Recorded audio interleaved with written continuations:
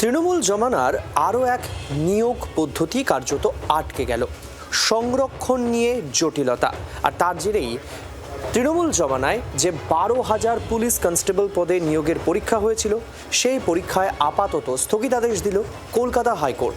হাইকোর্টের বিচারপতি অমৃতা সিনহা তিনি স্থগিতাদেশ দিয়েছেন।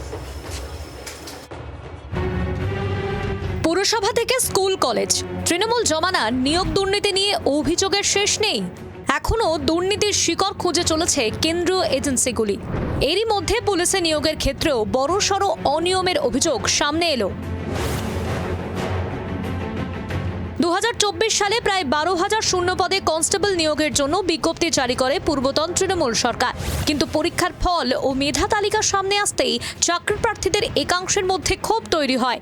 নিয়োগ প্রক্রিয়া নিয়ে বিস্তর অভিযোগ ওঠে। মামলা গড়ায় কলকাতা হাইকোর্টে। সেই সংক্রান্ত মামলাতেই বুধবার প্রায় 12,000 কনস্টেবল নিয়োগে স্থগিতাদেশ জারি করলেন বিচারপতি অমৃতা সিনহা। কনস্টেবল নিয়োগের চূড়ান্ত মেধা তালিকা প্রকাশে অন্তর্বর্তীকালীন স্থগিতাদেশ জারি করা হয়েছে।